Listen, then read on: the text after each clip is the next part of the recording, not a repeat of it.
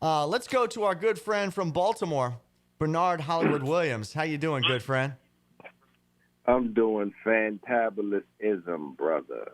Man, I know you weren't on the line just a few minutes ago to hear our last interview. We were interviewing Robert from our local Gold's Gym here in Fort Walton Beach, and he was telling Okay. me that they actually are offering some boxing classes at the Gold's Gym here in Fort Walton Beach. And when he told me who it was that was hosting these boxing classes, I got excited for just a second. I said, "Is my boy in town?" Because he said there's a former track star by the name of Bernard Williams who is coaching boxing classes at the Gold's Gym here in Fort Walton Beach. And I said, "Really?" I said, "I happen to know a track star by the name of Bernard Williams, but he can't fight." So apparently there was a Bernard Williams track star at LSU. Have you ever met him? No, Have you ever even heard of this guy? never. Never. We're gonna have to. I looked him up. I couldn't find any stats or figures on him. I was trying to. I was like, did you guys run at the same time? I would have loved it if there was like a Bernard Williams 1-2 finish. By the way, Right, that would have been great. you know what the LSU track and field stadium is called? I don't know, but I had the SEC record. I ran like 10:05 to win the SEC championships there at LSU. At LSU, you know why? It's Bernie Stadium. Yeah. Bernie Moore Stadium. Bernie's Bernie are Moore. fast. Bernie's are fast. Bernie's are fast. They Yeah, got but Bernie. that's cool though. I have no idea who this guy is, but apparently, he's doing good things in the community. He's teaching people how to fight, and good luck to him. Listen, it's been a tough week, my friend. It's been a tough week, and we like to turn to you for the comedy and the funny. But I want to just ask you: is there anything that you would like to say about what's been happening in the country, the situation that's happened in Minneapolis, the symptoms that have kind of spread across the country through the protests, and in even what we have to call riots, and some of the destruction of businesses and things like that. Anytime businesses are set fired upon, and we see victims and people who are injured in acts like this, we have to call it a riot. But is there anything that you would like to say about that you had, any comments that you could bring to the table? I have a lot to say, but I try to bring entertainment and I try to bring positivity. When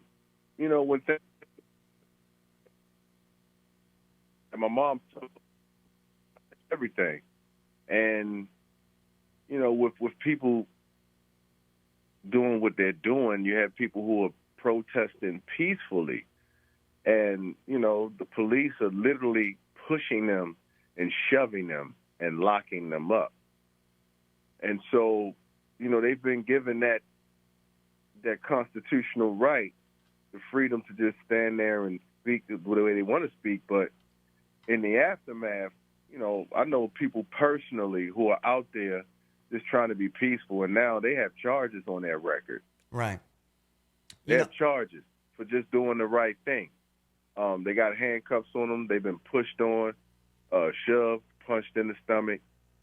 And so, for me, it just goes back to history. We all had Martin Luther King have a birthday, however, but they don't want to talk about when he did march, all the whoopings he got, and he was arrested, busted in the head, hit with a brick, and things of that nature. So history repeats itself, and I just try to continue to read. I try to stay in my Bible, and I just try to stay out of harm's way and make sure that the kids that I train, as well as my family, is home safe and in one piece. And not to mention, we still got Corona out there. Yeah. It's like if you're going to with people protesting, nobody's standing like 6 feet apart from each other. But I guess when you protest, you really don't care. You're not really thinking about the next person or you bringing Corona back home to your family or to whoever it could possibly kill. So, the reason why I don't really mention much about what's going on in the world today is because I don't understand it. And when I don't understand something, I don't think it's smart for me to really speak on things that I really don't understand, because I could sound like a fool or piss people off or, just sound ignorant when I'm well educated. You're 100% right. I couldn't agree with that statement, War, and then that's why I have so much trepidation about any comments that I make on the particular subject. And in fact, the only thing I do know that I think we can agree on is all of this is distracting us from the murder hornets. At some point, we have to be concerned about them as well. But I'm encouraged by the positivity that we see. You know, I certainly agree with the cause. I certainly, want to support the cause, but what I can't support are riots. I'll never support riots. I don't think that that's the right answer. What I support is positivity. I support, listen, I love the idea of the African-American community and police officers sitting down together for a cookout. I love the idea of sitting down for conversations. I love things like the Browns are doing, where Kevin Stefanski, he meets with all of his players on a virtual meeting. He gives them ideas of ways that they can help serve their community. Even Myles Garrett, who was part of a pretty hairy situation just a few months ago, he is taking care of the needs of a barbecue chef in Louisville, of his family after he was killed. So positivity is the way to go, and that's going to be a lot more impactful for any message that's sent. Bernard, thanks so much for joining us today. Thanks for having me, brother.